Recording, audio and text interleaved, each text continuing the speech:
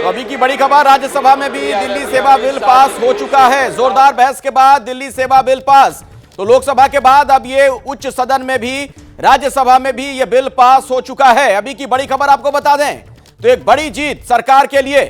जिस तरीके से पूरा विपक्ष एकजुट हो गया था इस मामले में, लेकिन उसका कोई खास फायदा हुआ नहीं विपक्ष गठबंधन के लोगों को, और यहां भी सरकार की जीत हुई है। और इस लिहाज से यह जीत महत्वपूर्ण हो जाती है क्योंकि सरकार के पास राज्यसभा में बहुमत का आंकड़ा नहीं है, लेकिन जो अंकों का गणित होता है वो साधने में सरकार सफल हुई है। और इस तरीके से राज्यसभा में भी यह बिल पास, और बिल के पक्ष में 131 वोट पड़े हैं।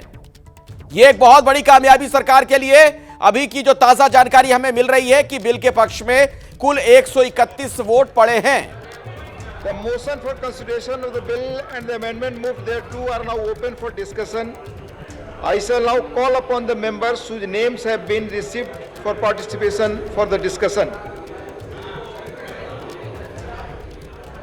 तो जोरदार बहस हुई और उसके बाद आखिरकार राज्यसभा में भी यह बिल पास हो चुका है। सरकार के लिए एक बड़ी जीत। बिल के पक्ष में 131 वोट पड़े हैं और विरोध में 102 वोट पड़ने की सूचना मिल रही है। यानी बिल्कुल सेफ मार्जिन के साथ यह बिल वहां पर राज्यसभा में भी पास हो चुका है। पक्ष में 131 वोट पड़े और विरोध में 102। राज्यसभा से भी दिल्ली सेवा bill pass. Shrimati Sulata Deo please. तो राज्यसभा का जो गणित है वो भी बिल्कुल पूरी तरीके से सरकार के पक्ष में। 238 कुल सांसद, राज्यसभा में 119 सांसदों की जरूरत पड़नी थी, लेकिन आप देख रहे हैं किस तरीके से 131 वोट पड़ गए हैं। बीजेपी के पास दरअसल वर्तमान में राज्यसभा में 92 सांसद हैं, इस लिहाज से 131 सांसदों का समर्थन मिलना ये बड़ी बात है। मैं ये बिल जो बर्थ एंड डेथ रजिस्ट्रेशन का आया है, जन्म और मृत्यु का, मैं बिल को मेरे पार्टी बीजू जनता दल के तरफ से समर्थन करती हूँ। और आइए सीधे हम आपको लिए चलते हैं, हमारे साथ रविकांत हमारे सहयोगी जुड़ गए। रविकांत, सरकार के लिए बड़ी जीत, राज्यसभा से भी यह बिल पास हो चुका और सबसे महत्वपूर्ण यह कि 131 वोट पड़े सरकार को। बिल्कुल, पहले ये माना जा रहा था कि 129 वोट पड़ सकते हैं विपक्ष को, लेकिन विपक्ष के जो वोट हैं वो भी कम हुए और सरकार के जो वोट थे वो 2 वोट बढ़ गए हैं। और ये देखना दिलचस्प होगा कि सरकार को जितने वोट मिलने थे उससे 2 वोट ज़्यादा मिले हैं। इस तरीके से अगर देखा जाए तो जब बहस हो रही थी उस समय भी जो सत्ता पक्ष था वो पूरी तरह से कॉन्फिडेंस में था और अमित शाह ने आज एक लंबा भाषण दिया के रूप में, और उसमें लगातार वो कांग्रेस को भी घेरती रही और आम आदमी पार्टी को भी घेरती रही। बीच बीच में हंगामा भी हुआ, लेकिन अमित शाह ने ये चैलेंज कर दिया था, गृह मंत्री अमित शाह ने ये चैलेंज कर दिया था अपनी रिप्लाई के दौरान ही कि अगर नंबर यहाँ पर हैं तो इस बिल को गिरा करके दिखाएं। तो ये कॉन्फिडेंस सत्ता पक्ष का पहले से ही दिखाई दे रहा था और वही हुआ। पहले मौखिक रूप से वोटिंग होनी थी, लेकिन विपक्ष ने इस पे डिवीजन की मांग की और डिवीजन जो उपसभापति थे उन्होंने डिवीजन दिया और उसके बाद वोटिंग हुई जिसमें सत्ता पक्ष की जीत हुई है। रविकांत, ऐसा लगता है कि आखिर तक विपक्ष के कुछ और सांसद टूट गए और उन्होंने सरकार को समर्थन दे दिया इस बिल में।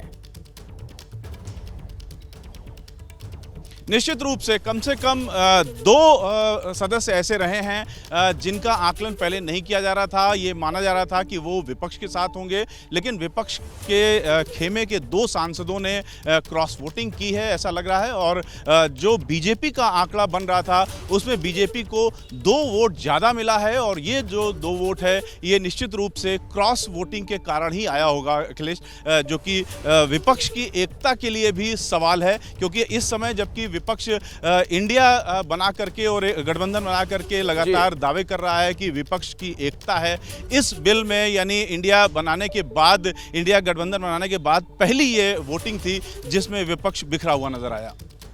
और आइए सीधे मैं अब आपको जरा लिए चलता हूं आम आदमी पार्टी के दफ्तर से। हमारे साथ दीपक हमारे सहयोगी जुड़ गए हैं। तो एक तरीके से ये बड़ी हार है आम आदमी पार्टी के लिए। दीपक, वहां पर क्या माहौल, क्या देख पा रहे हैं आप, और क्या किसी नेता से आपकी बात इस पर हो पाई है, कोई प्रतिक्रिया भी मिल पाई है?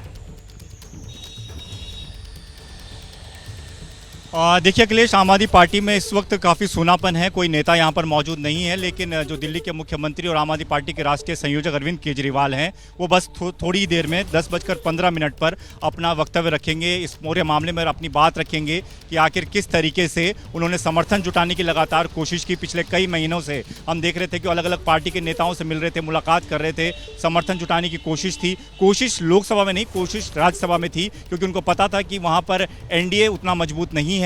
लेकिन जिस तरीके से अब वोटिंग हुई है उसमें जिस तरीके से जो नंबर आया है, आंकड़ा आया है, वो निराश कर देने वाला है। तो लगातार जिस तरीके से संजय सिंह भी निलंबित चल रहे हैं, एक वोट तो उनका भी कम हो गया है। तो इस तरह की तमाम चीज़ें हुई हैं। तो इन तमाम चीज़ों पर अरविंद केजरीवाल खुद अपनी बात रखेंगे। लेकिन एक बहुत बड़ा सेटबैक ज़रूर है अरविंद केजरीवाल उनकी सरकार के लिए, क्योंकि मुश्किलें बढ़ जाएंगी। जो बोर्ड अब तैयार किया जाएगा, जो बोर्ड ये तय करेगा कि अधिकारियों की ट्रांसफ़र पोस्टिंग होनी है नहीं होनी है, किसकी होनी है, किस तरीके से होनी है, उस बोर्ड में 2 अधिकारी होंगे अरविंद केजरीवाल के साथ। हालांकि चेयरमैन अरविंद केजरीवाल होंगे, लेकिन 2 बड़े अधिकारी यानी कि चीफ सेक्रेटरी और प्रिंसिपल सेक्रेटरी भी होंगे। इसमें जो बहुमत का फैसला होगा उसको एलजी के पास भेज दिया जाएगा, फिर एलजी उसको अप्रूव कर देंगे तो फैसला मान लिया जाएगा। तो ये आप मान के चलिए कि अगर दोनों अधिकारियों ने फैसला कर लिया कि हमें इस अधिकारी का ट्रांसफर करना है, तो उसे अरविंद केजरीवाल को मानना ही पड़ेगा। तो उनके हाथ में अब ज़्यादा कुछ रहा नहीं है। यही वजह है कि लगातार आम आदमी पार्टी और अरविंद केजरीवाल से रोकने की कोशिश कर रहे थे। हालांकि सुप्रीम कोर्ट भी पार्टी इसको लेकर गई है, बड़ी बेंच के पास इस पूरे मुद्दे को लेकर पार्टी गई हुई है, वहां पर फैसला आना बाकी है। लेकिन जिस तरीके से अब कानून बन गया है अखिलेश, तो अब मुश्किलें जो है अरविंद केजरीवाल की बढ़ने वाली है। बात की और आप भी दीपक इशारा कर रहे थे कि एक तरीके से विपक्ष की एकता में दरार वाली चीज भी साफ हो गई है, क्योंकि जितने वोट मिलने थे सरकार के पक्ष में इस बिल को लेकर, उससे ज्यादा मिल गए। 131 जो हमें जानकारी मिल रही है, 131 सांसदों ने इस बिल के समर्थन में वोटिंग की है, जबकि दिल्ली सेवा बिल के विरोध में 102 वोट ही पड़े हैं। रविकांत हमारे साथ जुड़े हुए हैं संसद भवन से, एक बार फिर से मैं उनका रुख करना चाहूंगा। रविकांत, सरकार के पक्ष में यह आंकड़ा कैसे गया, जरा इसके बारे में समझाइए। देखिए, जो सत्ता पक्ष का आंकड़ा था, उससे 2 वोट ज़्यादा मिलने का मतलब है कि विपक्ष की एकता में कहीं ना कहीं अभी भी कुछ कमी है। 2 क्रॉस वोटिंग हुई हैं, जिसके कारण विपक्ष को 2 वोट अनुमान से ज़्यादा मिले हैं। और यही कारण है कि जो विपक्ष का गठबंधन है उसको लेकर के अब सवाल उठेंगे कि पहले ही टेस्ट में वो फेल हुए हैं, क्योंकि इंडिया गठबंधन बनने के बाद अभी तक ऐसा कोई टेस्ट उनका नहीं हुआ था। ये रविकांत, बीच में रोक रहा हूं, परवेश वर्मा बोल रहे हैं, जरा सुनते हैं क्या कह रहे हैं वो। जब मैं आऊंगा रविकांत आपके पास, परवेश वर्मा को सुनते हैं। जिसने हमारे देश को लूट के खाया उनका गठबंधन है, क्योंकि उनकी दुकान मोदी जी चलने नहीं दे रहे हैं। तो अभी ये सारी बातें जनता के सामने आ गई है, और मैं अपने एनडीए के सभी साथियों का धन्यवाद करता हूं कि उन्होंने आज के बिल में हमारा साथ दिया। तो बीजेपी के सांसदों को आप सुन रहे हैं, किस तरीके से उनमें उत्साह नजर आ रहा है। राज्यसभा में भी दिल्ली सेवा बिल पास हो चुका है, लोकसभा के बाद राज्यसभा से भी यह बिल पास हो गया। हालांकि जोरदार आज बहस हुई, आप देख रहे थे आज किस तरीके से विपक्ष की तरफ से बातें रखी गई थी, और उसके बाद अमित शाह ने तंज कसते हुए चुटीले अंदाज में हर सवाल का वहां पर जवाब दिया और पूरी तरीके से इसे संवैधानिक बताया। जब वोटिंग की प्रक्रिया शुरू हुई तो आज पर्ची के जरिए वोटिंग की गई है, चूंकि मशीन में कोई तकनीकी खामी आ गई थी, और इस वोटिंग में सरकार के पक्ष में यानी बिल के समर्थन में 131 सांसद नजर आए और 102 इसके विरोध में थे। यानी बहुमत के साथ लोकसभा के बाद राज्यसभा से भी दिल्ली सेवा बिल पास हो चुका है। अभी की सबसे बड़ी खबर, और बस कुछ ही देर में अरविंद केजरीवाल की प्रेस कॉन्फ्रेंस भी होगी, यह भी एक अहम जानकारी निकलकर सामने आ रही है।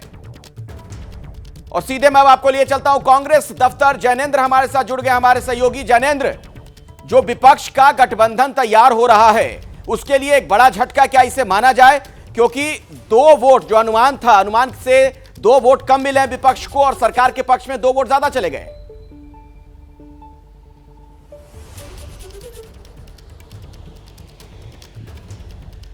बिल्कुल, देखिए, कांग्रेस गठबंधन यानी जो इंडिया गठबंधन है उसने पूरी कोशिश की हुई थी कि जो दिल्ली बिल है उसे राज्यसभा में रोका जाए संख्या बल के आधार पर।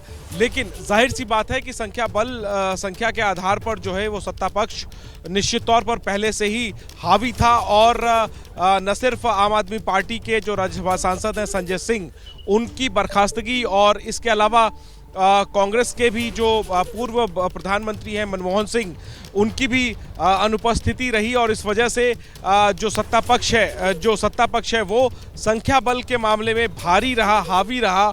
और ये पहले से ही लगभग निर्धारित लग रहा था कि दिल्ली बिल न सिर्फ लोकसभा बल्कि राज्यसभा में भी संख्या के आधार पर भारी पड़ने वाला है और कोई दिक्कत नहीं आने वाली है। लेकिन जिस तरीके से न सिर्फ लोकसभा में बल्कि राज्यसभा में भी, चाहे हम उसको वाईएसआर सीपी की बात करें या बीजेडी की बात करें, फ्लोर मैनेजमेंट सत्ता पक्ष का बेहतर नजर आया। और जो दावे किए जा रहे थे विपक्ष की तरफ से कि हम दिल्ली बिल रोकने में कामयाब होंगे, वो नजर नहीं आया। जैनेंद्र, आपके ऑडियो में थोड़ी दिक्कत आ रही है, दोबारा मैं आपके पास आऊंगा। जैसे ही घड़ी का काटा दोपहर 2:30 पे आए, बबीता जी का दिल सास बहू साजिश के लिए मचल जाए।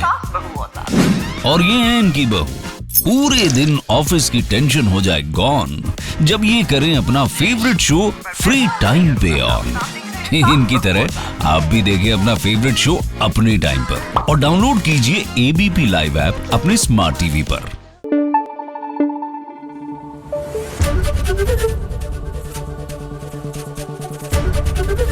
एबीपी न्यूज आपको रखे आगे।